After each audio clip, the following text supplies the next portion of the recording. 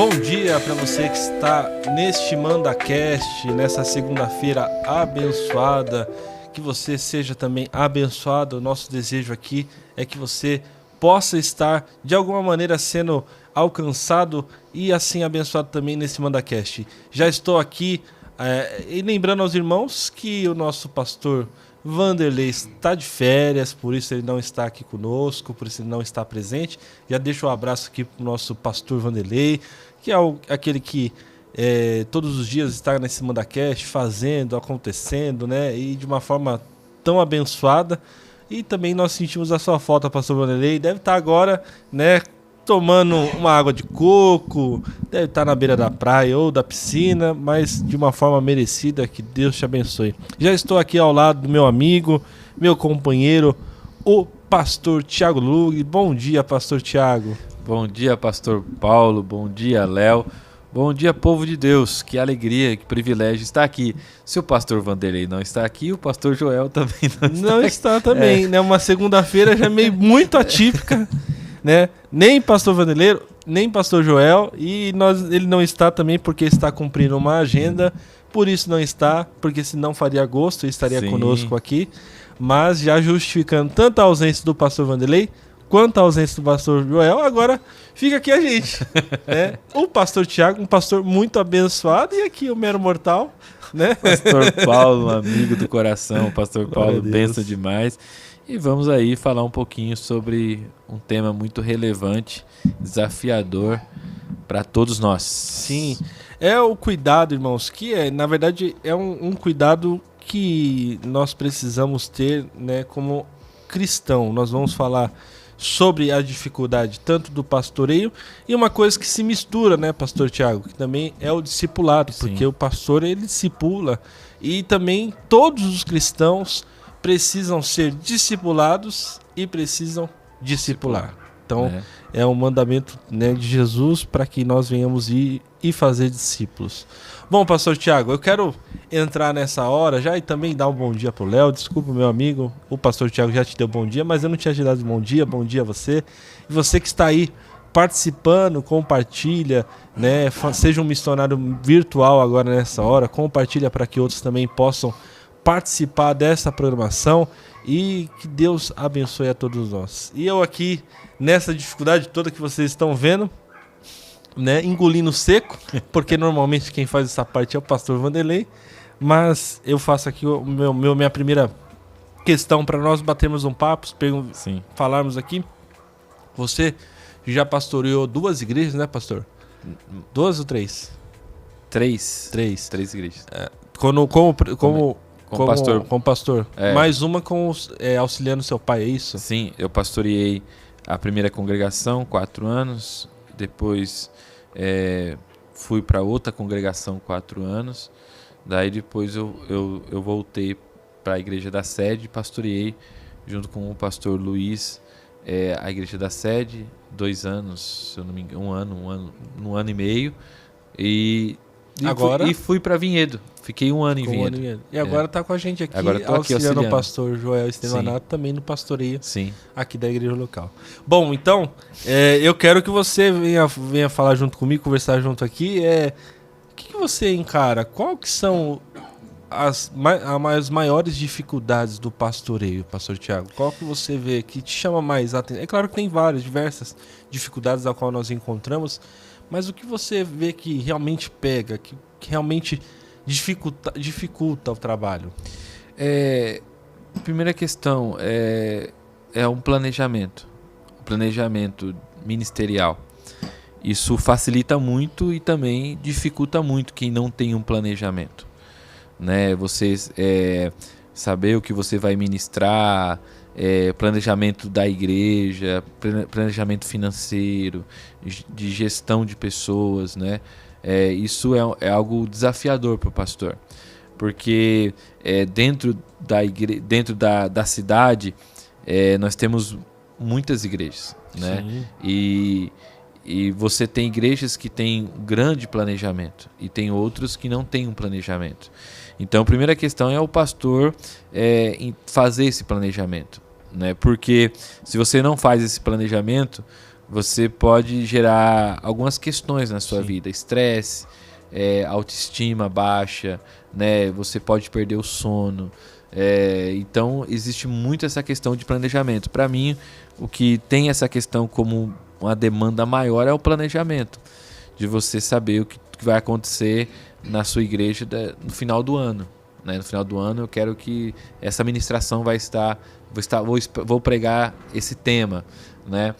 Outra questão também que tem que lidar é com o discipulado, com pessoas, com formação de liderança.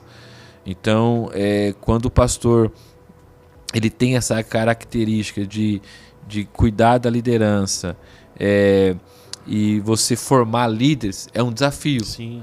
É um desafio porque quando você muda de igreja, você vai assumir um trabalho novo, você tem esse desafio, porque você pega uma cultura que um pastor deixou de formação, que um pastor deixou, talvez o pastor não era tão presente na vida da liderança, ou talvez era e você não é.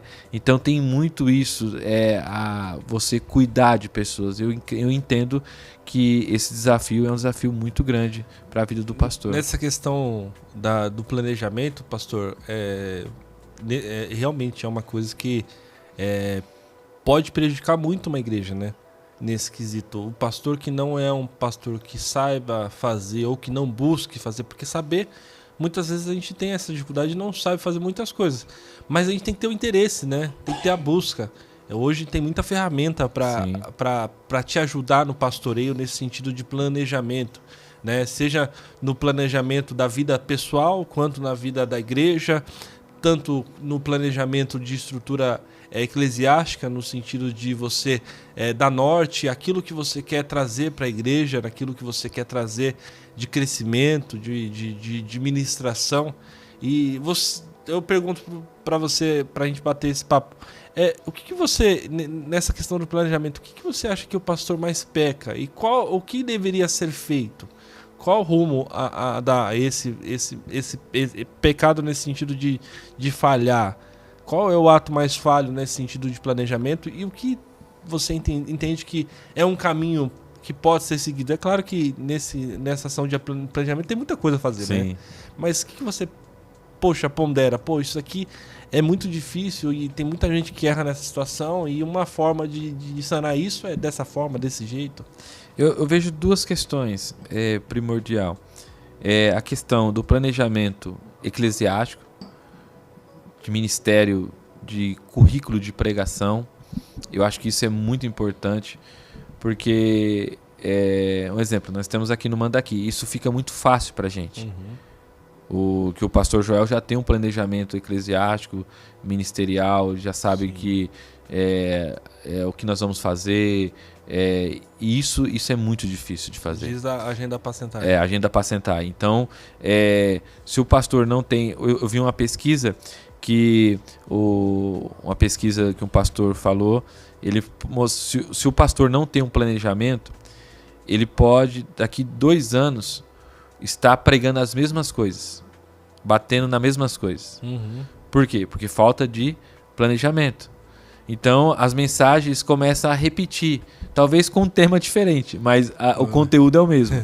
Né? De pastor ficar repetindo a mesma... Pregou 1 ano, 2 anos, daqui a pouco volta, a igreja está ouvindo a mesma coisa que o pastor, porque o pastor não tem um planejamento, não busca organização, não busca uma reciclagem, né? Lê livros.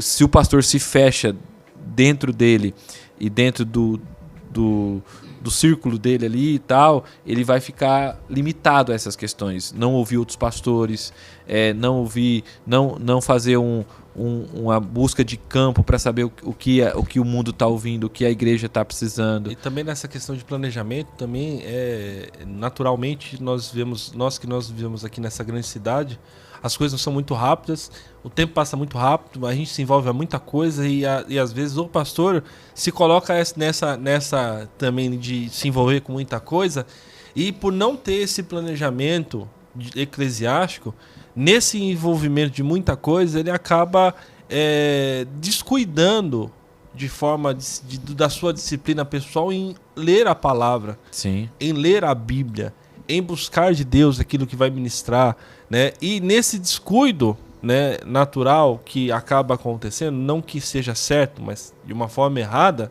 ele vai buscar naquilo que ele já sabe. E é o que você falou, né? Vai voltar nas mesmas coisas que ele prega, porque é aquilo que traz mais confiança, né? Aquilo que ele não vai trazer. E eu vejo até num coração sincero, no sentido de querer não errar, não falhar, não trazer heresia. Ele volta naquele texto base dele mesmo, aquelas coisas que ele já ministrou, texto de confiança. E nessa correria, por não ter um planejamento, não ter um cuidado nessa área, e acaba, que nem você falou, ministrando as mesmas coisas repetidamente, né? Porque assim, no caso de um pastor de uma igreja que tem um pastor de tempo integral,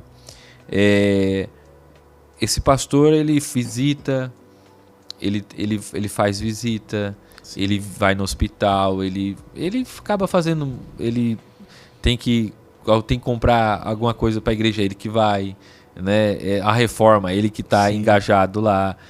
Muitas vezes até na questão da tesouraria, ele que administra essa questão, né? Então ele paga as contas, ele paga a conta, ele faz, vai no banco, faz hoje no banco. Nem tanto, hoje né? nem tanto, Antigamente ia muito, mas tem que ir no cartório para resolver a questão administrativa, e muitas vezes falta o tempo do preparo da mensagem, né? É por isso que, por exemplo, eu estou eu estou um ano aqui no Manda Aqui, eu estou vivendo esse momento com muita graça de Deus, de saber desse planejamento. Sim. Então, se o pastor não faz esse planejamento, daí ele tem um planejamento do culto, da mensagem. Daí, um exemplo, esse pastor, ele prega no domingo, ele prega na quinta ou na quarta, ou tem um outro culto de estudo que ele tem que dar o estudo. Né? Então, a complexidade e tempo para isso, para você ter um tempo de preparo de uma boa mensagem, de um estudo, requer tempo, né? Daí ele tem que administrar o tempo com a família. Sim. Né? Aí vai para um outro cuidado, né? Que é a agenda, né? É um outro cuidado. É por isso que essa questão de planejamento... Não tem esse planejamento na agenda, acaba se enrolando todo, né? Se enrolando todo, né? Então, isso acontece muito, né? E decorrer dessas questões vem outros gatilhos, né? Eu trouxe até uma pesquisa aqui, pastor Paulo, falando do grande desafio do pastor, né? Tem um instituto chamado Barna. Essa pesquisa foi feita em 2022 com pastores, onde 42% deles consideram desistir do ministério, e são as razões. Olha só, 42% é muita coisa. Muita coisa. E ele coloca aqui, nessa pesquisa, o Instituto Barna, ele coloca aqui algumas questões.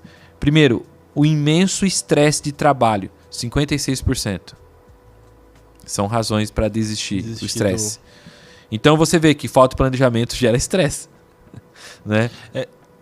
Eu ouvi há pouco tempo, eu estou fazendo curso de pastores, né, e teve justamente uma matéria nesse curso justamente falando sobre a administração eclesiástica, nesse cuidado da vida pastoral, e falando sobre a questão do tempo, de você saber fazer uma agenda e você saber colocar ali na sua agenda aquilo que você vai fazer e a importância disso.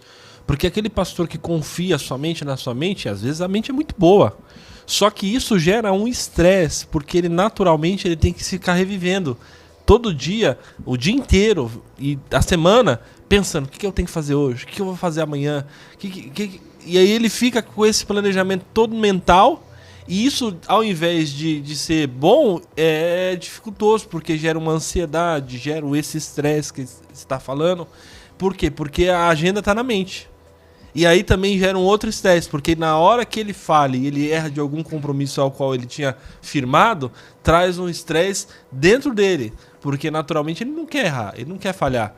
E isso, quando acontece, gera um outro estresse que machuca, né? Essa pessoa que não tem uma organização de colocar, de anotar, de fazer uma agenda, seja ela física no papel, Sim. ou seja ela de forma virtual, né? Na agenda hoje, que nem eu falei, hoje tem muita ferramenta para ser usada.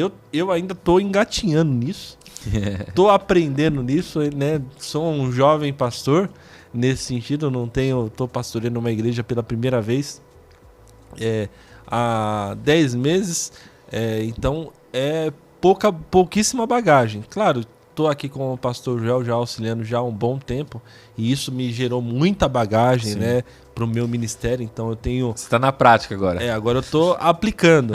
Mas essa questão de agenda foi algo que eu implementei pela primeira vez, né, nessa primeira igreja que eu cheguei. E quando eu cheguei no primeiro mês, eu já fui e falei com os irmãos líderes de ministério, falei, vocês me passem tudo que vocês vão fazer no ano, porque eu quero criar a agenda da igreja.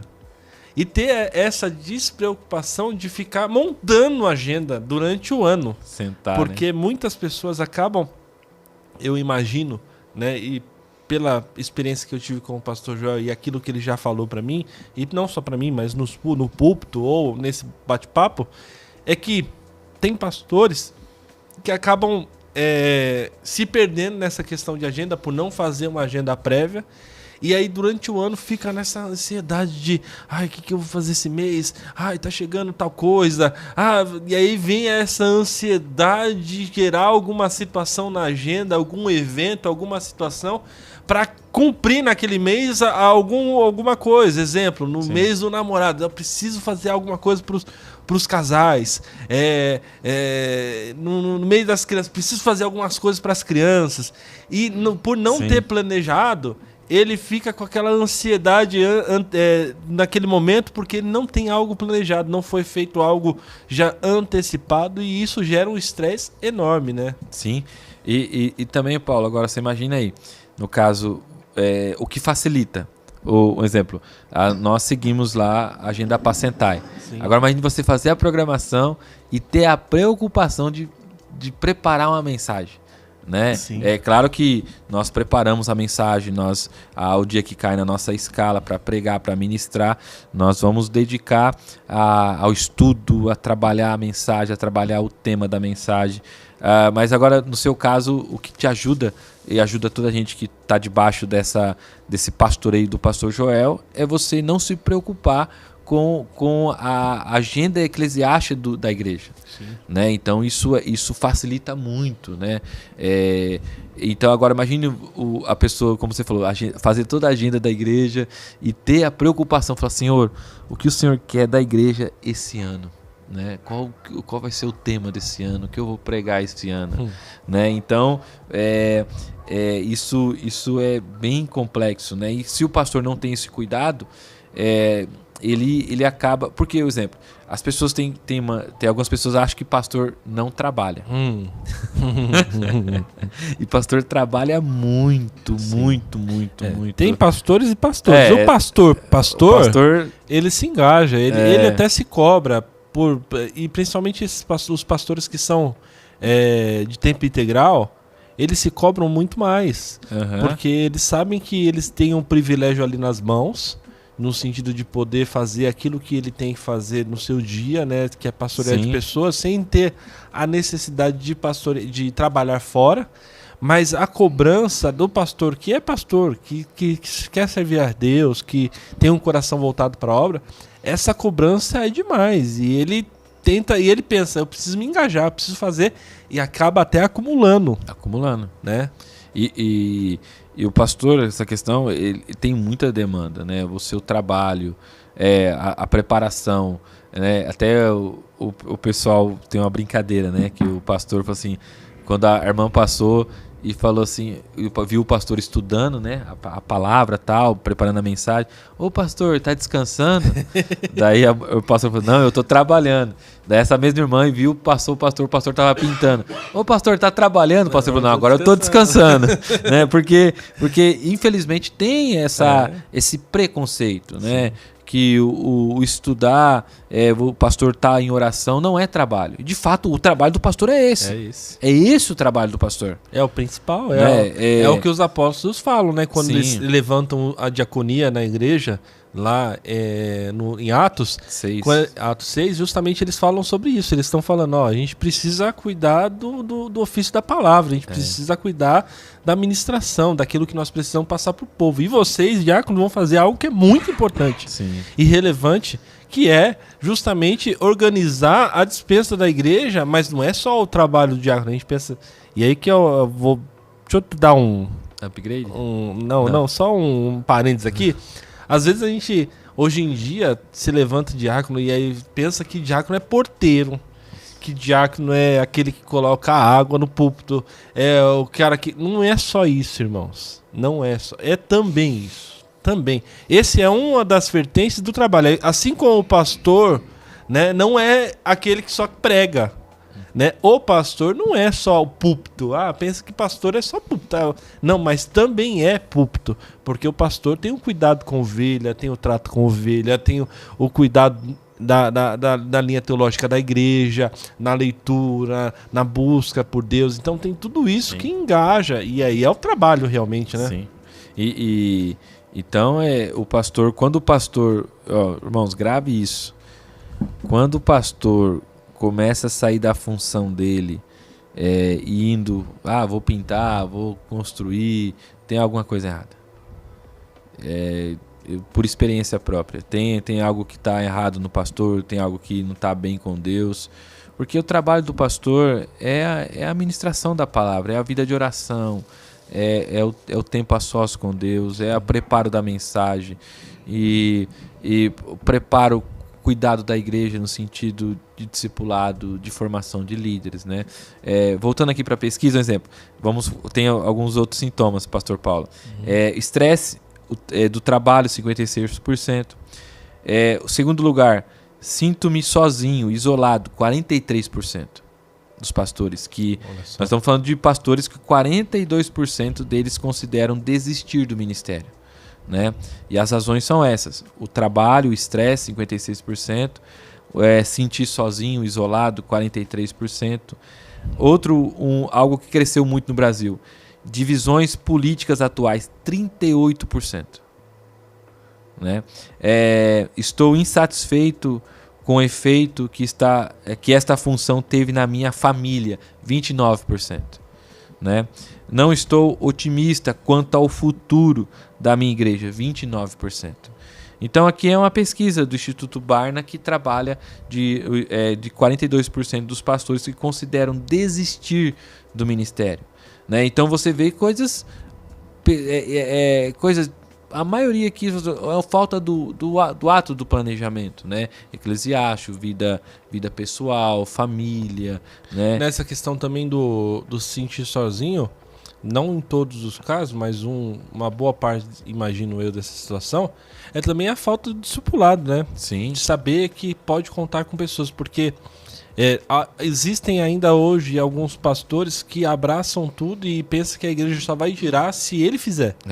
Né? Então ele é uma dificuldade do pastoreio, porque ele pensa, se eu não fizer, não vai sair do meu jeito, não vai sair certo, não vai fazer, não vai acontecer. Sim. E aí ele faz a função do pastor, ele faz a função do diácono, ele faz né, tudo. Quando a gente brinca, né, ele é subicho bacana, né? Ele faz tudo ao mesmo tempo. Sim. Ele no culto ele faz a ministração, a oferta, ele tá ali na porta para receber, ele tá na porta depois para dar tchau, ele vai discipular, ele vai fazer tudo, e ele não traz para si perto pessoas que podem cooperar, né, com Sim. o trabalho, né?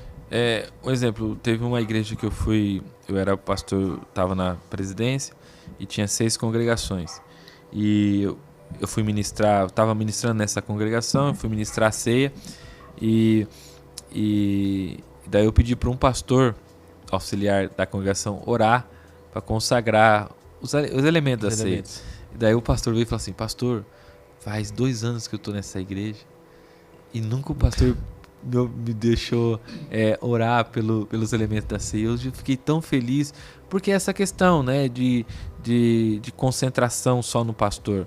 E muitos pastores, eles vivem isolados Hoje mesmo eu liguei para um pastor do interior e para saber como um amigo e tal, e ele falou assim, Tiago, aqui eu não sei o que acontece, não falo com ninguém, a única pessoa que eu converso é com você e tal.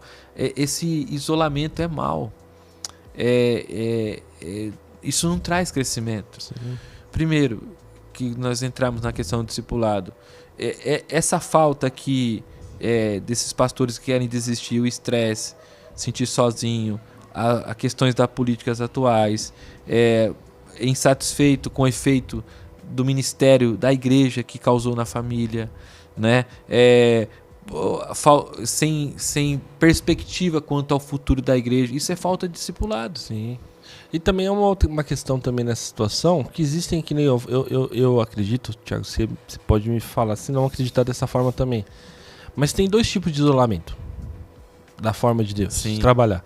Tem o isolamento que é produtivo, no sentido de que algumas vezes a gente vai, no nosso trabalho, no nosso dia a dia como pastor, nós precisamos ter esse sentimento de solidão. Sim. No sentido de para termos mais dependência de Deus, que é alguns casos específicos que Deus permite na nossa vida passar por esse momento de solidão para entregarmos realmente diante de Deus e confiarmos em Deus. E esse outro caso, ao qual é o pastor que não sabe discipular, não sabe delegar, essa palavra que é a realidade. Porque Jesus, ele junta 12 para ser, ele não por mais que ele tinha seus momentos, por isso eu falo, que tem momentos que é um momento de solidão. Jesus às vezes se isolava, ou ia pro meio da montanha lá, para orar, para buscar Deus e falar, Senhor, eu sou dependente do Senhor, a minha dependência é do Senhor, e esse é o entendimento que um pastor muitas vezes precisa entender, que esses momentos de solidões podem sim ser produtivos, né? Sim. Mas, ao mesmo passo, Jesus, ele pegou, ele foi até os 12, ele chamou os 12, ele trouxe para si os 12, quer dizer, você vê Jesus trazendo pessoas para perto de si e delegando-se funções.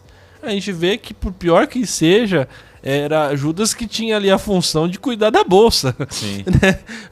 E talvez a gente possa, mas Jesus não soube ler. Lógico que sabia ler. Mas Jesus, ele entende a importância de delegar. Sim. E ele delega naquilo que a gente sabe fazer. E Judas sabia fazer aquela função. Sim. Né? Sabia cuidar. Por isso que ficou com ele, né? Depois se perdeu no caminho, mas sabia fazer. Sabia. Agora, ao mesmo passo também, Jesus ali no meio, ele pega 70 e envia, né? Então, quer dizer, ele sabe delegar as funções, mas ao mesmo passo que esses 70 vão, eles voltam, né? Então, o pastor que sabe delegar, que sabe discipular, ele vai ter pessoas que pode sim contar, mesmo que entre alguns, ele tem que entender isso, que entre alguns vai ter aquela pessoa que não vai corresponder. E é o ministério, né? Porque o trabalho do pastor, ele é um trabalho só, no sentido de vida de oração. Nós temos a oração coletiva na igreja, a oração que você pode pedir para alguém orar por você, mas o trabalho do pastor, a maioria do seu tempo, ele está só no sentido de buscar a Deus. Quando você vai preparar uma mensagem, você vai gastar horas só de pesquisa, de leitura. É por isso que eu falei que quando um pastor não está exercendo isso, da solitude dele e dependência de Deus, de oração, de leitura da palavra, ou lendo o livro, né? Estou trabalhando um tema na minha igreja sobre santidade. Daí você reúne lá os livros que você acha que são os livros melhores sobre esse tema. Vou estudar. E você vai gastar horas para ler esse livro. E quando o pastor, eu falei há algum tempo atrás, quando o pastor ele não está bem, ele vai largar esse momento de solitude para estar no meio do povo. Por quê? Porque ele não está bem. Daí o pastor vai reunir para pintar, o pastor vai reunir para fazer outra coisa na igreja. E a gente deixa até dar um adendo também, que não que isso seja numa totalidade errado, mas precisa ter uma consciência de que não é só isso. Eu acho que o que o pastor Tiago está falando Sim. é aquele que só faz, acaba sempre envolvendo, fazendo isso daí e coloca isso daí como o principal da igreja, porque ele está nesse momento onde ele se vê sozinho e ele não consegue entender que há momentos que ele precisa estar sozinho, em busca, em meditação, em leitura, e aí ele coloca coisas no lugar desse Sim. momento, né? E isso não significa que o pastor ele vai viver sozinho. Porque na minha perspectiva de ministério e vida com Deus, todo pastor, por mais tempo de experiência que ele teve, ele tem que ter alguém para prestar conta, que é o discipulado. Sim. Né? Então, ele tem alguém que o ouve, que ele pode abrir o seu coração, que ele pode contar coisas da sua vida, do ministério, coisas que talvez não estão encaixando, porque isso é o discipulado. É você ter... porque eu tenho todos nós somos discípulos.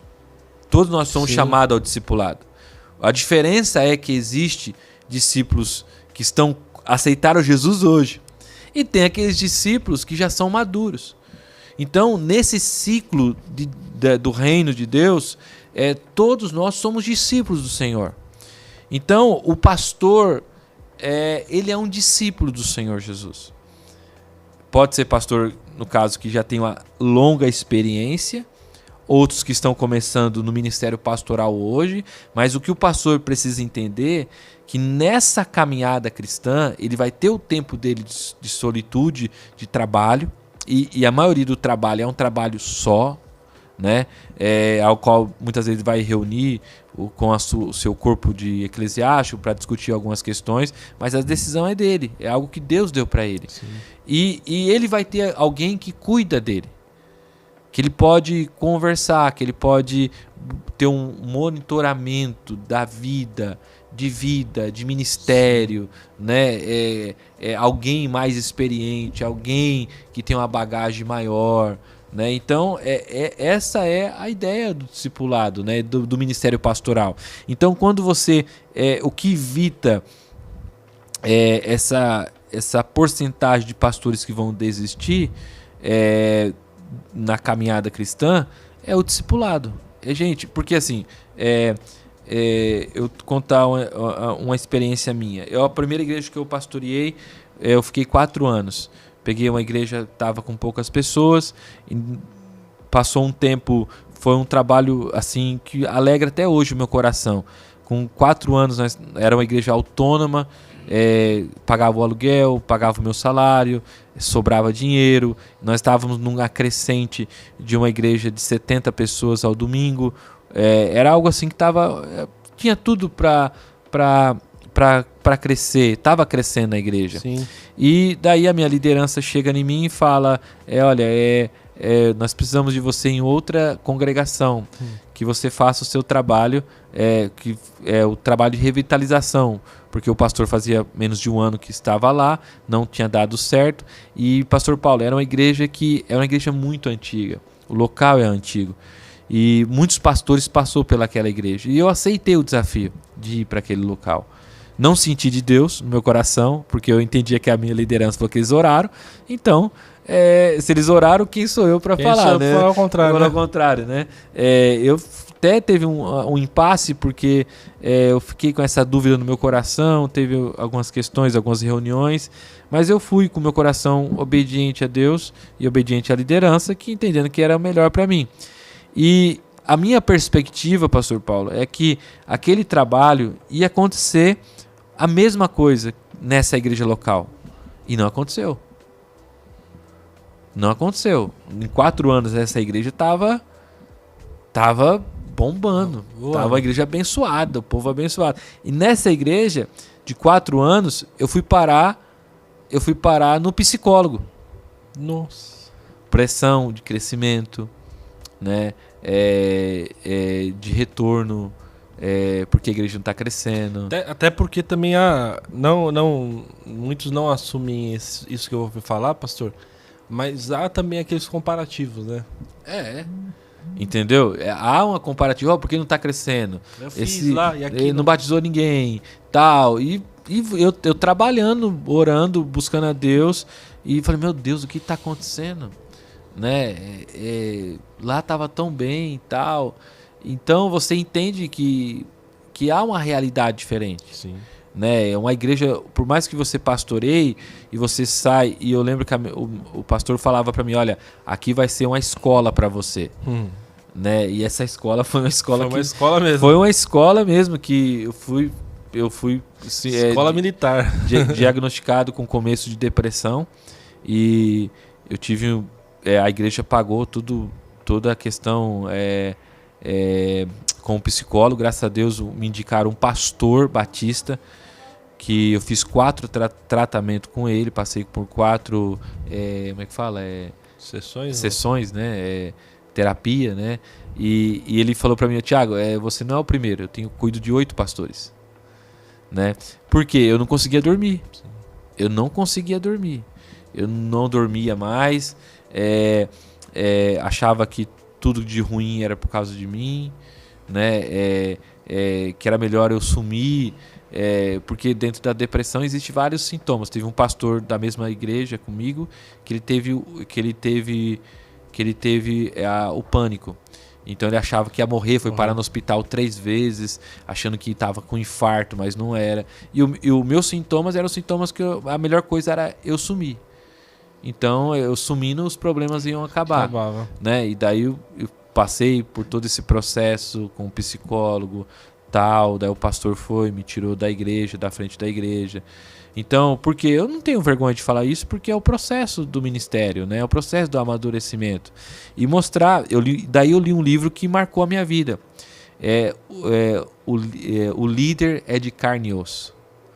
E esse autor é um pastor americano, que ele trabalha, é o livro da Vida Nova, que ele trabalha só na pesquisa de pastores missionários no campo. E através dessas pesquisas e que ele trabalha, ele escreve esse livro.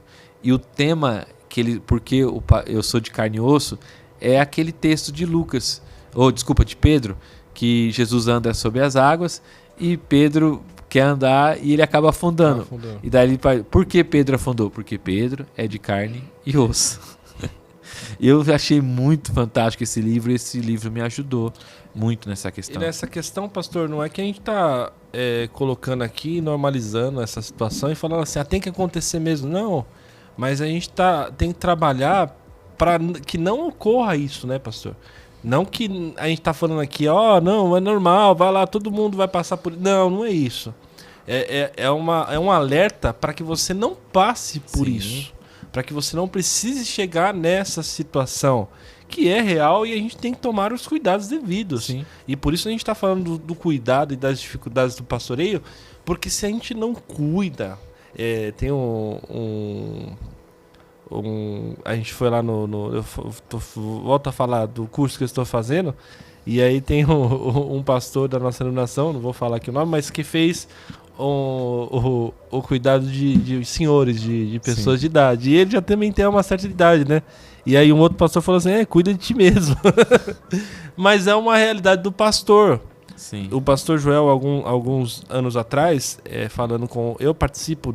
já participava antes dos encontros da regional, e ele falando justamente sobre isso, que o pastor ele precisa também saber cuidar de si.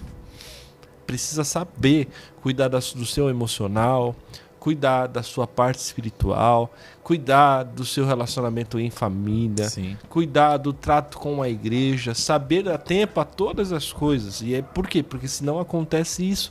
Porque as pressões do pastoreio são pressões que são para todos os pastores. Em todo lugar vai ter, para aquele pastor que quer realmente pastorear a maneira de Cristo, ele precisa entender que vai haver renúncias, vai haver situações que ele vai ser colocado ali como a gente fala, de calças curtas, no sentido de, e agora? O que eu vou fazer agora? Né? E de repente acontece. E se esse pastor não tiver com o emocional cuidado, com a organização eclesiástica em dia, essas dificuldades que são naturais acabam afetando de uma forma muito maior. Sim. Né? E trazendo a sua realidade, é o que você falou. E com quantos pastores não tem vivido sobre essa situação Sim, hoje, muitos, né? Muitos.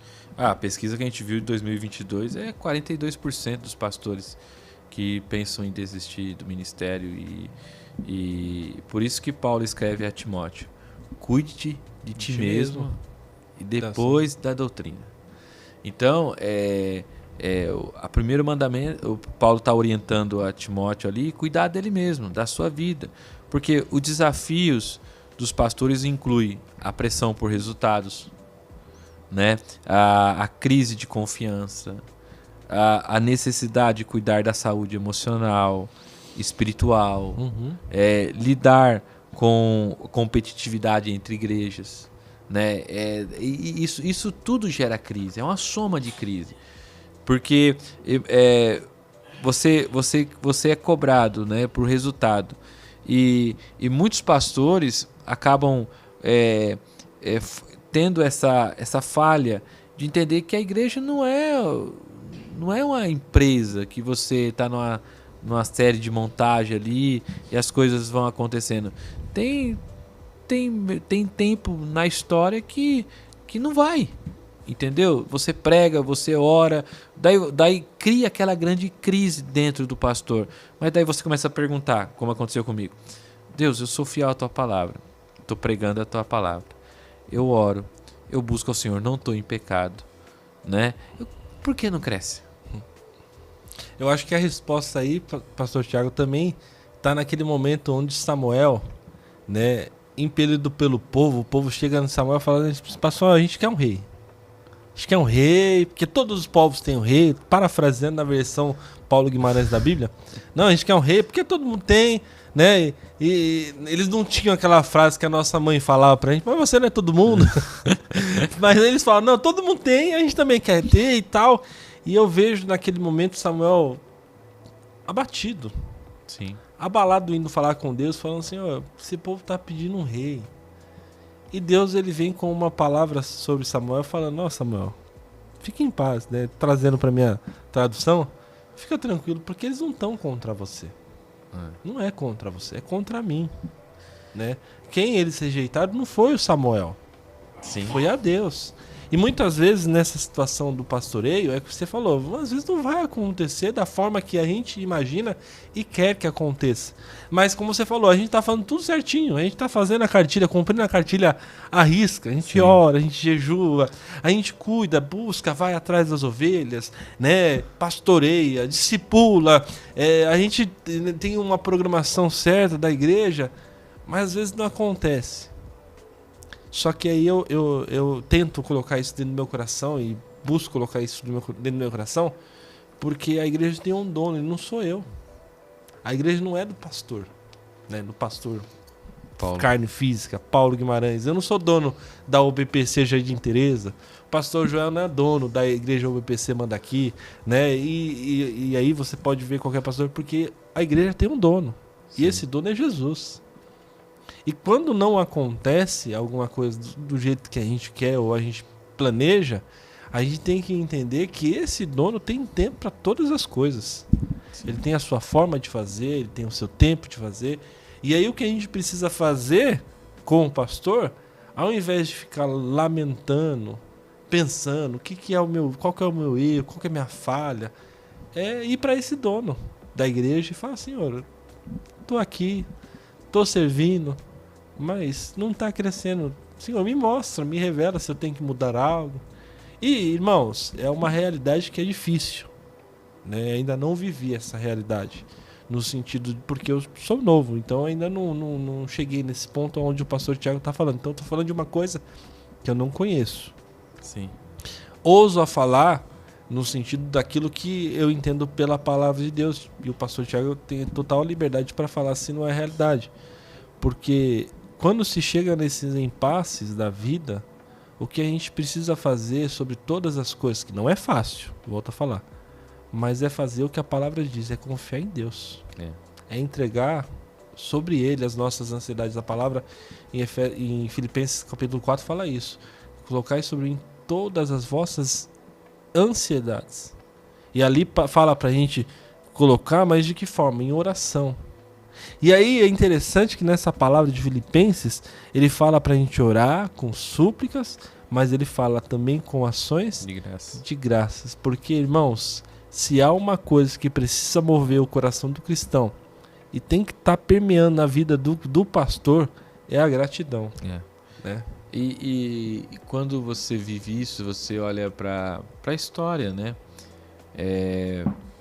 Você vê o desafio, porque nós somos pastores, Deus nos chama para pastorear. E muitas das vezes passa acho que passa na cabeça de todo pastor que quantas vezes a gente não pensa em desistir? O que eu estou fazendo aqui? Por que eu aceitei esse ministério? Né? Isso para mostrar que nós somos de carne e osso. Né? A ideia do livro é que o único líder que foi 100% foi Jesus. Sim. Né? Mas ao mesmo passo, se foi 100%, não errou, não falhou, mas chorou. Teve fome, teve sede, foi enganado, foi traído, né? Foi humilhado também na sua abnegação e naquilo que ele tinha como propósito, daquilo que Deus tinha com ele. Mas eu penso em Jesus, olhando para ele, na sua humanidade, é o Jesus que, numa morte de alguém, e que ele sabia que ia ressuscitar. Sim. Ele olha para aquela situação e para aquelas pessoas, e a misericórdia dele é tão grande, o amor dele é tão grande, sua compaixão é tão grande, mas também o seu envolvimento com aquelas pessoas e com aquele que estava morto é tão grande que ele chora. Sim. Né? Ele chora. E você olha para Jesus, o exemplo, né, para todos nós como pastor, todo cristão, e você vê das dificuldades, é entender que o caminho cristão, o chamado de Deus, a vocação, é algo fantástico, mas haverá lutas, haverá dificuldades no ministério, né? Um exemplo, né? Nós falamos aqui sobre a pressão do resultado, a crise de confiança, a necessidade de cuidar da saúde emocional, espiritual, lidar com a competitividade entre as igrejas, a dificuldade de manter os fiéis engajados em um contexto engajado na questão de trabalho na igreja, de crescimento, né? Então, os pastores enfrentam as preocupações financeiras, expectativas que não são realidade, sim, os desgastes emocionais de acompanhar as lutas, a história dos seus membros. Então, tem toda essa questão, né? Você vê um cristão, um irmão que desvia da fé, né, um irmão que comete um pecado grave, você tem que cuidar, você tem que orar, chorar. Então esse é o desafio do pastor. Né? A frustração que marca na vida do pastoreio, e às vezes vai acontecer com aquele que tem um pastoreio consolidado, e ainda não aconteceu comigo, e ora Jesus, né? A gente ora para não acontecer, mas a gente sabe que em algum momento vai acontecer. E já aconteceu, não no pastoreio, mas no discipulado já aconteceu. Sim. De pessoas que você gasta tempo. Investe, né? Investe. Vai lá, vai na casa, bate na porta, toma café, paga café, gasta isso, aquilo, faz, acontece. E daqui a pouco essa pessoa, sem mais nem menos, simplesmente fala assim, tchau, não quero mais saber de nada disso. E abandona. Sim. Vai embora. Sim. Não olha nem para trás. Isso é complicado. É dolorido, porque você... E outra, naturalmente, irmãos, a gente, como o pastor Tiago falou, a gente é carne e osso. E a gente não está ali apenas no sentido ministerial. Lógico, o propósito fundamental e o principal que nos move, sim, é a questão ministerial. Mas, naturalmente, a gente pega amizade. Sim, a gente tem amor, aprende a amar aquela pessoa, aprende a amar, ter ela do seu lado, conviver. E aquilo ali tá natural, tá intrínseco no seu coração, e você convive com aquela pessoa, e de repente essa pessoa olha pra você sem mais nem menos. Dá tchau. Por algo que ela entendeu que não era legal, que não gostava. E você, por muitas vezes, e é isso que eu falo, é que ninguém vê o outro lado, porque muitas vezes o pastor, ele engole a seco muita coisa. O discipulador engole a seco muita situação, porque ele tem ali na mente falando, não, eu sei que essa pessoa um dia vai mudar, eu sei que Deus é capaz de transformar, eu sei que o evangelho vai acontecer, E aí, às vezes, passa por cima de tanta coisa. E aí, alguma coisa que esse discipulador fez, que a pessoa não gostou, ou que esse pastor fez e essa pessoa não gostou. E eu não falo de irmãos de pecado, tô falando de coisas do dia a dia, né? Foi lá e comprou um negócio vermelho e a pessoa gosta de amarelo. Coisas assim que se você pensa, você fala assim, será que acontece? E a pessoa simplesmente fala, olha, pô, Thiago, 5 anos que tô com você, mas 5 anos já.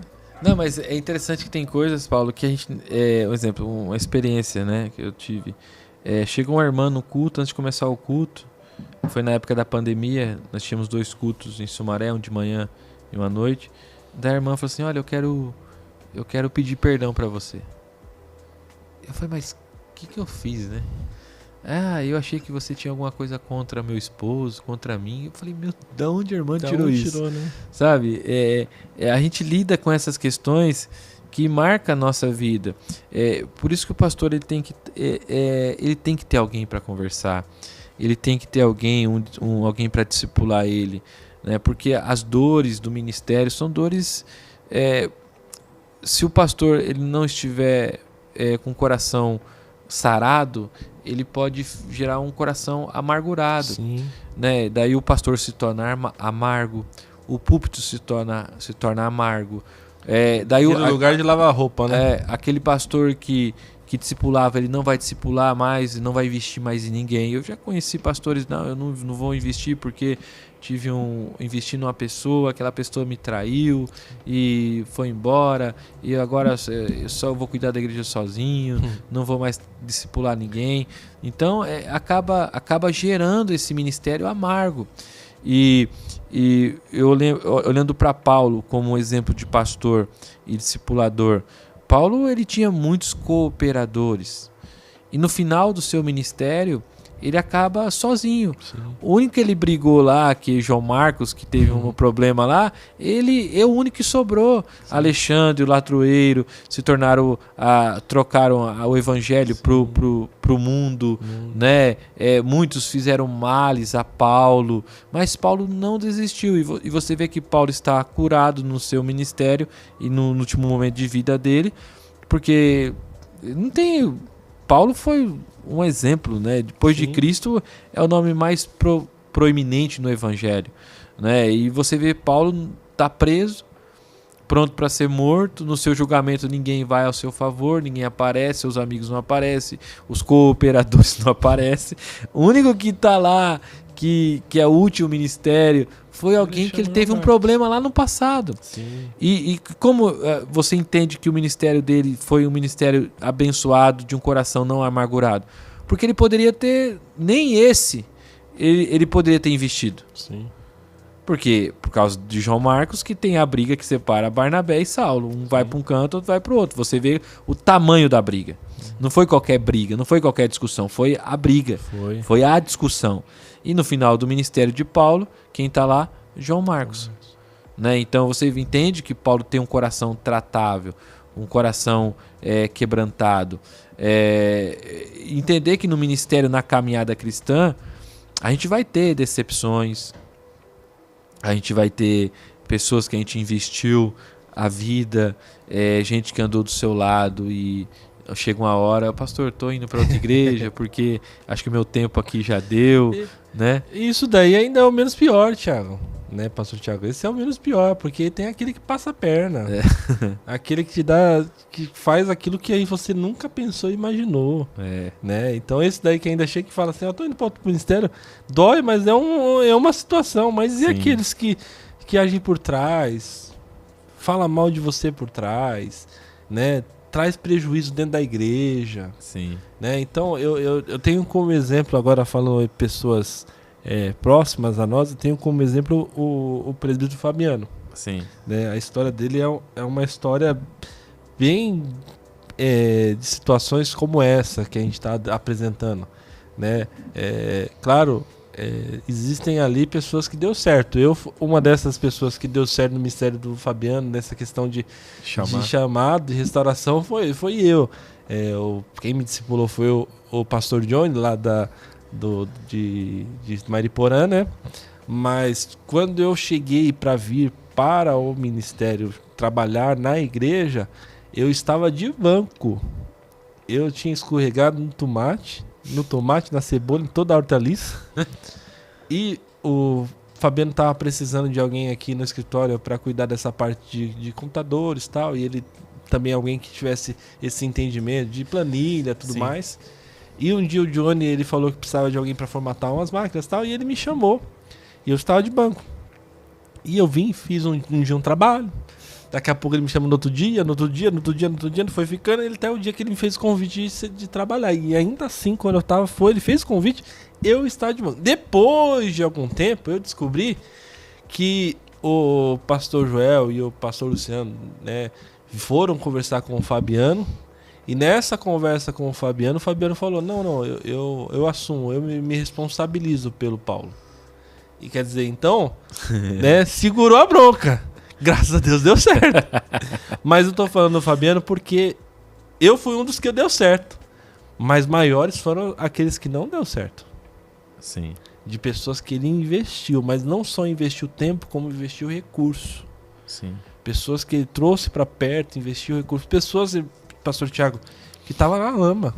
Eu vi situações de pessoas que estavam, não tinha mais nada a se apegar, a fazer, e o Fabiano foi lá e deu uma oportunidade, mas Mesmo nessas assim, situações, pessoas que não só cuspiram, como fala, no prato comeu, mas não só cuspiram, mas como jogaram lixo, jogaram terra em cima do prato, fizeram coisas horríveis.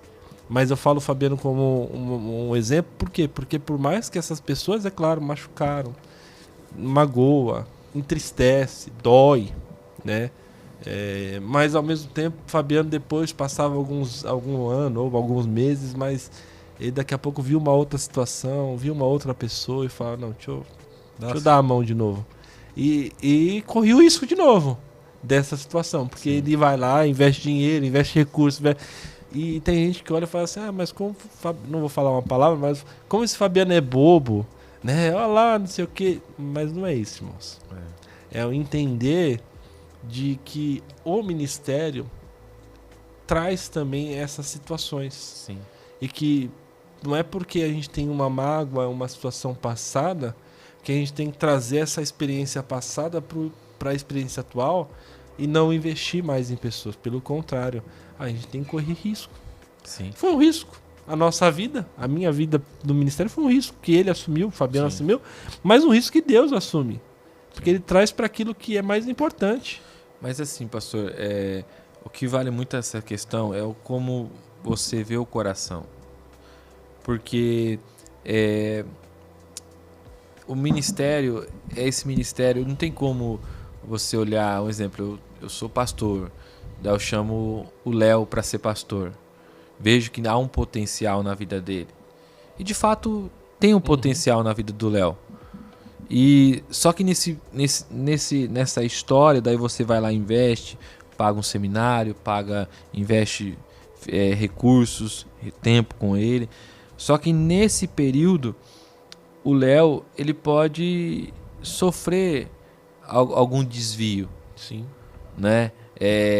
Ou de conduta, até mesmo achar, o orgulho de achar, eu não quero ser, eu não sirvo para ser pastor auxiliar, eu tenho que ser o presidente, né? Então, eu quero ser o pastor presidente, e esquece que uma frase que uma palestra, o pastor está falando desse processo que você está vivendo do pastoreio, do curso de pastoreio, e tem uma palestra na minha formação que eu nunca mais esqueci, que o pastor falou e isso marcou a minha vida. O segredo não é começar bem, o segredo é terminar bem. Tem muita gente que começa bem e termina muito mal. Um exemplo, mais uma vez, eu volto a falar Paulo. Paulo começa lá, um monte de gente, Demas, Alexandre, e Paulo vai falar que esses homens fizeram muito males a ele. Sim. Imagina tanto de coisa, não dá para entender ali muito. Que é esse, o Paulo né? não qualifica o que eles fizeram, mas eles fizeram muito mal. Sim. Né? Se tornaram amante deste mundo. Então, eu não posso olhar. O Paulo olhou lá e viu Demas, Alexandre e falou assim: não, esses caras vão fazer mal para mim. Não, ele viu o potencial, porque imagina você ser cooperador no ministério de Paulo. Até por isso a primeira briga lá que ele teve lá com o João Marcos, nesse sentido, era justamente isso. Eu imagino Paulo ali no seu começo, entre aspas, de ministério, né, nas primeiras experiências de frustração, né, e essa primeira frustração que ele tem, ele traz um esboço de você. Não pode acontecer isso. Imagina ele fechando a cara e não leva mais esse cara, deixa esse cara pra lá. Já que ele fez isso, ele vai fazer de novo e tal. E ele tem esse marco na sua vida e depois ele tem o seu crescimento, né? Do entender que isso é natural no ministério, vai acontecer. E nem por isso essas marcas precisam ficar enraizadas em nosso coração. Porque marcas, irmãos, a gente vai sofrer. Feridas a gente vai sofrer. Sim. Mas a grande questão é que as feridas podem ser de duas formas. Ou pode ser aquela ferida aberta que nunca cicatriza e só traz malefício para a nossa vida, né? Que são os casos daqueles que sofrem a ferida e ficam relembrando, vivendo, revivendo. E toda vez que vai surgir uma situação, ele coloca aquela ferida para fora e não consegue desenvolver o seu chamado, o seu ministério no melhor potencial. Mas também tem aqueles que têm a marca. Não tem a ferida, tem a marca. Tá ali, visível para todo mundo ver. Mas ele não se importa no sentido de que ele sabe que aquela marca tem uma situação que aconteceu, mas que isso não pode ser levada para outra situação a qual ele vai viver ali para frente. Aquela marca traz naturalmente seus cuidados, né? O pastor que existem marcas na vida dele, ele vai tomar mais cuidados em coisas que ele pode fazer, mas aquilo que ele não pode fazer, essa marca não vai trazer novamente à tona. Sim. Vai simplesmente a entender que é a situação do dia a dia.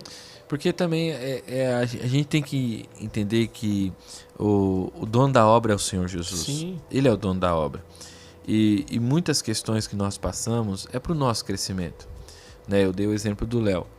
Se o Léo escolheu outro caminho de divisão, de contenda, quem vai colher vai ser o Léo. Sim. Eu não posso pegar essa atitude do Léo e trazer para o meu coração e fechar o meu coração para investir em pessoas. Né? Jamais eu posso fazer isso. E muitas vezes a gente não percebe. Eu contei uma experiência aqui falando da igreja que eu pastoreei. E eu fui entender com o tempo, pastor Paulo, por que eu saí daquela igreja. Entendeu? Naquele momento eu não entendia. Mas fui entender passando o tempo. Por quê? Porque Deus tinha outros projetos para mim. Sim. Outros desafios. Aqueles 4 anos que eu passei ali foi uma escola para mim, não esqueço. Sim. E eu saindo dali, fui parar no psicólogo, no pastor para me tratar. Eu fui entender o porquê lá na frente, o porquê Deus queria eu passei por aquilo. E muitas das vezes a gente não entende o porquê na hora. O porquê isso, o porquê aquilo, né? Mas entender que todo esse processo, tem uma frase que eu gosto muito do John Piper, que ele diz assim: muitas vezes Deus está trabalhando em você em 1000 coisas na sua vida. Só que você só consegue perceber 2 coisas que Deus está trabalhando. Sim. Mas Deus está trabalhando em 997 coisas na sua vida. Mas talvez o foco está tão preso ali, naquelas 2 coisas que você só está visível, que Deus está trabalhando, que você não consegue olhar para as 997 coisas que Deus está trabalhando na sua vida. Eu fico imaginando, sempre nesses exemplos, eu penso na Bíblia e eu olho para a Bíblia pensando nesse exemplo, a vida de Jó. Justamente ele não sabia o que estava acontecendo. Sim. Ele olha para a vida dele e pensa: poxa, onde eu errei, onde eu pequei? Eu não tenho pecado. Né? Ele analisa na totalidade e ele fala assim: não, mas eu não. É uma ação de Deus. Aí vem 3 amigos que são amigos. Eu sou contrário àqueles que pegam e falam assim: não eram amigos. Não, eram amigos. Eu falo porque eles eram amigos, por mais que eles tinham palavras duras e errôneas contra a vida de Jó, eles estavam com Jó. E também eles não conseguiam perceber. Não perceber o momento, porque muitas das vezes no ministério a gente não entende o porquê. Por que está acontecendo isso? E é justamente isso. Esses amigos, eu fico interessado na vida dos amigos porque, naturalmente, eles não precisavam estar ali. Mas eles estavam ali, vendo a tristeza de Jó, junto com Jó, falando o que vinha na cabeça, porque não entendiam também o porquê. Jó também não entendia o porquê, não sabia o porquê.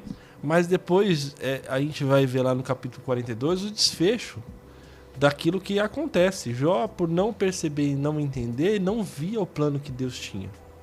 E depois ele olha e fala, eu conhecia Deus de ouvir, né? Eu ouvia ali, tal, entendia que, isso é Deus, tal, mas porque ele tinha ouvido de Deus. Mas agora ele fala, depois dessa situação tão ruim, tão problemática, ele fala, agora eu ando com Deus. Né? Ele percebe que ele não andava com Deus, ele percebe que ouvia Deus. Ouvia, sabia, conhecia daquela experiência de, Deus é bom. E ele tinha esse temor na vida. Mas depois, por causa da experiência toda que ele vive, que imagino que deve ser uma terrível, uma coisa horrível, a perda dos filhos, a perda de todos os bens materiais, a perda da sua saúde completa. Sim. Quer dizer, é uma coisa, deve ser, a gente perde meia coisa dessa daí, a gente já tá, misericórdia, Jesus, tem piedade de mim. Imagina tudo isso acontecer, mas ao mesmo tempo, no final, ele entender que o plano de Deus era perfeito e ele tinha algo assombroso. E ele fala essas frases ao qual são de efeito nas nossas ministrações, mas que Sim. são frases reais. Que quando a gente vive a dificuldade com Deus, perto de Deus, a gente anda com Deus. Porque assim, a nossa formação, a formação do pastor, ela nunca acaba. Sim. Né? É uma formação. Um exemplo, a gente olha para Paulo. O Paulo se converte. E Paulo tinha o melhor currículo que todos. Era o melhor preparado. Paulo era uma pessoa mais bem preparada. Era o cara. E você vê que ele começa a pregar na igreja. Uhum. A igreja bombando de Jerusalém. Gente que não acaba 3 cultos, 4 cultos no domingo, a igreja lotada e tal. E Paulo começa a pregar, a igreja começa a esvaziar. Pessoa, uma coisa é a igreja expulsar o pastor, outra coisa é Deus expulsar o pastor da igreja. E Paulo é expulso por Deus. E Paulo, ele vai para o deserto, fica 3 anos no deserto. A gente olha para a vida de Paulo e acha que se converteu e já começou o ministério, viagem missionária, pregação. Não, Paulo ele vai para o deserto da Arábia e após a sua conversão para meditar. Por isso que ele é conhecido como apóstolo do mistério. E ele fica lá aprendendo com o próprio Senhor Jesus. Sim. Então ele vai para meditar, para se preparar espiritualmente. Né? Você vê o Paulo passando por isso. Então, mano, imagina ficar no deserto 3 anos. Sim. Tendo o melhor currículo. Sendo o cara. Deus olhando pra ele e falando assim, tá preparado nada. Entendeu? Então, você olha pra isto, você olha pra vida de Paulo como exemplo. E não só isso, né, pastor Tiago? A vida de Paulo, nesse exemplo, é uma vida de dor e sofrimento também. Sim. Tudo que ele passa depois, porque depois de experimentar 3 anos e meio no deserto, né, por mais que ele era conhecedor, Paulo ele mesmo fala seus predicativos, ele fala, sentei aos pés de Gamaliel, quer dizer, teve o melhor rabino da época, aquele que tinha mais conhecimento, e é aquele mesmo que fala que tem um start muito grande na hora que Jesus está ali pregando o evangelho, falando do reino, e todos pensam, esse homem vai, né? E Gamaliel que olha para ele e fala assim, se for de Deus, vai prevalecer, a gente vai ficar dando murro, literalmente falando, dando murro de faca. Eu gosto demais dessa expressão de Gamaliel. Porque era um homem de muito conhecimento. E se for de Deus, vai permanecer. Não adianta a gente lutar contra. E historicamente, o apóstolo Paulo é aquele que está aos pés de Gamaliel, aprendendo. Então, quer dizer, não era, vamos falar no português, não era qualquer um. Sim. Né? Ele tinha, nos seus predicativos ali, seus predicativos, o apóstolo Paulo, ele era cidadão tanto romano quanto um cidadão judeu. Quer dizer, para isso, para aquele status, era um status Sim. muito valioso. É a mesma coisa hoje você ser cidadão americano, ter o green card. Tem um green card, pode andar por onde ele quiser, ele podia ir para onde ele quiser. Quer dizer, não só isso, ele era um homem totalmente culto e letrado, né? E esses predicativos, e outra, ele mesmo fala, eu dos judeus, ele era afinco, ele era aquele que se destacava porque era o perseguidor. Ele mesmo fala, eu era aquele que em todo momento fui lá, busquei cartas para matar. Então, quer dizer, num sentido literal, ele tinha uma doutrina judaica enraizada em seu coração. Ele mesmo fala em Filipenses que ele era fariseu, né? Quanto à lei, fariseu, ou seja, o mais alto nível de cumpridor da lei vai tá mostrando isso. Sim. Hebreu de hebreu, pela doutrina, sou fariseu, sangue azul, né? Empresário, né? Você vê que ele tinha a fábrica de tendas, né? Paulo de Tarso era a melhor faculdade de filosofia da época. Então, e você vê que Paulo ele se converte, vai para o púlpito e a igreja começa a se esvaziar. Sai daí, Paulo. Né, eu até falei, uma coisa é a igreja expulsar o pastor, outra igreja é o dono da igreja. E a forma que foi, né? A forma que foi também era bem interessante, né? Sim. Não sai pelas portas, ele sai pelos fundos. Sai pelos fundos da igreja. E o dono da igreja tira ele, né? Então você vê o crescimento do apóstolo Paulo. Né? Então, o ministério ele trabalha essa questão de crescimento. E muitos pastores acabam, como é que fala? Desanimando. Tem muitos pastores desanimados, não frustrados. Assimilando isso também, né, Tiago? Frustrados. Por quê? Não teve um planejamento, não teve um mentor, alguém que foi para discipular. Sim. E chega o momento do ministério que não vê expectativa de crescimento. Eu vou ficar aqui mesmo, não posso sair daqui, tal, né? Então, tem muita gente assim no ministério, vontade de desistir, né? Não tem renovo ministerial, não tem renovo, não formou ninguém. Não formou ninguém. E até por isso que a gente tem que tomar esses cuidados. E eu não falo agora, olhando para um âmbito maior, a gente está falando de pastores, discipulados, mas, irmãos, isso também se aplica na vida do cristão do dia a dia, porque cristão sem renovo morre. Cristão que não tem um renovo espiritual no seu ministério, no seu chamado, porque todos nós somos chamados. Sim. Tem o chamado que é o ministério pastoral, mas tem o chamado para a fábrica, tem o chamado pro cabeleireiro, porque é o chamado de evangelizar, para a missão da igreja, porque a missão da igreja é evangelizar não crentes, discipular crentes. Esse chamado é para todos. E se todos não se engajarem nisso, se nós como cristãos não engajarmos nisso, entendendo essas variáveis do ministério do dia a dia, porque aquele que vai evangelizar e aquele que vai discipular também vai ter suas frustrações. Sim. Também vai ter aquele tempo perdido, no sentido de, poxa, dei tanto tempo para essa pessoa e essa pessoa deixou, claro, num âmbito menor, mas também tem essas mesmas dificuldades do dia a dia. Não tem o pastoreio nas suas mãos, não tem o planejamento nas suas mãos, mas tem as frustrações. Sim. E aí que é a necessidade de ter o renovo. Sim. De ter uma busca de Deus, de ter o entendimento que a vida do cristão não é mar de rosas. Sim. Né? Porque tem aquele irmão e aquelas pessoas ou aquele pastor que planeja, aí tem o planejamento da vida ministerial. Eu, né, pensando para mim agora estou no começo, daqui uns 10 anos, né, vou estar pastoreando uma igreja de 1000 membros, né, e vai floreando o evangelho e pensando, não vou estar tranquilo, tá calmo, sereno, tranquilo, como a música diz, e vai estar tudo bem, mas o evangelho não é esse mar de rosas, pelo contrário, é renúncia. E toda igreja que cresce aumenta o trabalho. Não tem como ficar tranquilo. Não. Né?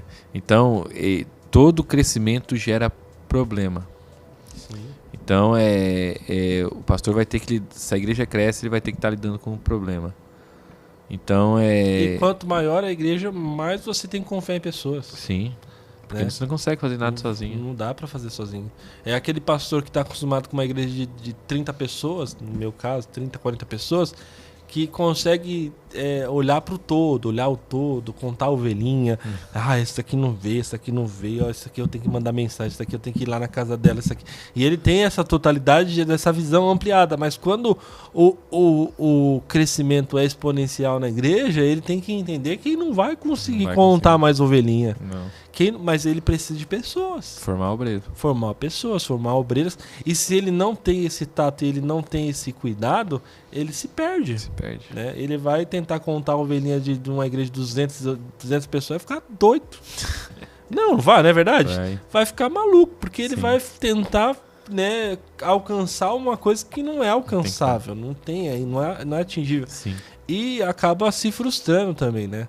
E perde esse tato e esse cuidado. E outra, irmãos, é o que o pastor Tiago falou agora há pouco, não dá para pastorear sozinho. E eu falo, não dá para pastorear sozinho numa igreja de 30 membros, 40 membros. Não dá. Nós precisamos de pessoas. E Jesus ensina isso porque ele podia fazer tudo sozinho. O único que podia fazer tudo sozinho não fez tudo sozinho. Não é uma realidade? Sim. É o único que tinha capacidade emocional, estrutura física, mental, psicológica para realizar e fazer todas as coisas sozinho. E ele pega e fala assim, não vou fazer sozinho. Aí chama 12, chama 70. Quer dizer, e a gente tenta ser super... É o que eu falo, né? Muitas vezes o cristão e o pastor tenta ser o super crente. Acha que vai alcançar aquilo que Jesus não fez. Né? Aí ele vai e se pondera no versículo, porque a palavra fala que eu vou fazer coisas maiores. Mas não é dessa forma, né, pastor Tiago? Não. E é interessante que o ministério é assim, o ministério é feito de muita renúncia, o ministério é feito de muito pensar, né, de aprendizado. Hoje, se eu pudesse voltar ao tempo, acho que todo pastor, coisas que a gente fez lá atrás, a gente não faria, decisões não tomariam. Então, porque o ministério é esse ministério de aprendizado, também, né? É o crescimento, é a maturidade, né? Muitas vezes surge um problema bem em cima, você tem que tratar. Então, e tudo na dependência de Deus, né? Você, esse tempo de solidão, de a sós com Deus, é um tempo que vai te ajudar muito. Tempo de leitura, de meditação, um tempo de ter um mentor, de participar de seminários, de eventos, né? De você ler artigos, você fazer uma leitura do contexto da cidade que você está inserido, né? Eu tive um pastor que na aula ele falou pra gente no seminário, ele falou assim, olha, a melhor coisa quando você assume uma igreja é você ir para a praça da cidade e leva um caderno na mão. Porque você vai ler ali as pessoas, né? Sim. Nós vimos o pastor comentando lá da Europa, né? Uma irmã que vai para a praça só para conseguir conversar com alguém, para evangelizar, né? E ela fala que ela fica 2, 3 horas e não consegue conversar com ninguém, né? E você vê que ela tem uma leitura da cidade. Qual é a leitura? Que ninguém fala o nome de Deus, né? Mesmo aqui, né? A gente usa muita expressão, né? Vai dar tudo... independente de você é cristão ou não, né? Vai com Deus, né? Deus te abençoe. Deus te abençoe. Quando dá alguma coisa aí, misericórdia. Né? Sempre tem essas expressões, né? Lá não tem. O nome de Deus está ausente do cotidiano das pessoas. Então, essa é uma leitura que você entende só indo para a rua. Você só entende lendo a cidade. Então, o desafio da cidade é muito grande. De você entender a cultura, o local que você está inserido, né? E o pastor ele tem que ter essa sensibilidade, né? E isso vai requerer tempo do pastor. Então, e também de ter o discipulado, porque o discipulador ele sempre vai orientar. Sim. Sempre vai buscar. Eu participava de um grupo de pastoreio aqui, de mentoria aqui em São Paulo. E eu vinha uma vez por mês em São Paulo, na Vila Guilherme, aqui próximo, com o Josadac. Ele saía de Curitiba, vinha para cá, reunia pastores da Brasil, Batista, Presbiteriano, várias denominações. E era muito bacana, porque ali você trocava experiência. Sim. E você aprendia muito, né? E isso era muito caro, porque caro no sentido de raro, de você estar ali, de importância, de você ouvir. Eu mais novo, eu era o mais novo no meio daqueles pastores com vários anos de bagagem, ministério na Batista, Presbiteriana e tal. Então eu sempre ficava ouvindo ali e aprendendo com aqueles pastores, né? Acertos, erros, mentoria, discipulado. Esse era o propósito, né? De crescimento da igreja, pensar a igreja. Então é isso que falta muitas vezes para alguns pastores. Só que alguns pastores, pastor Paulo Guimarães, se sente autossuficiente.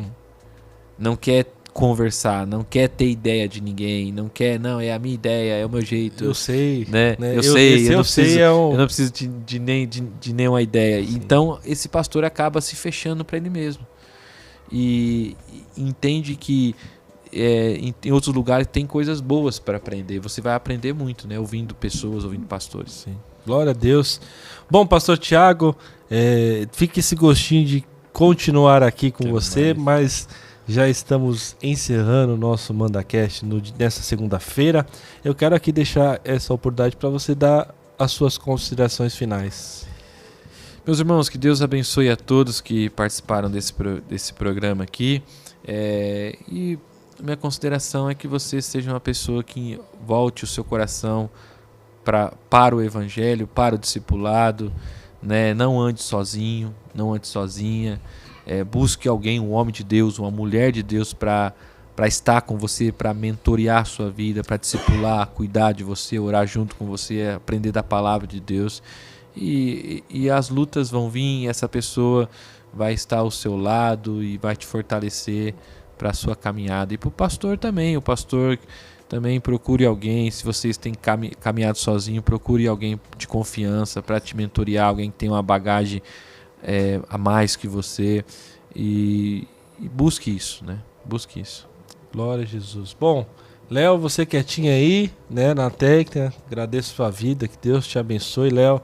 Deus abençoe todos que estão participando. Obrigado, pastor Thiago.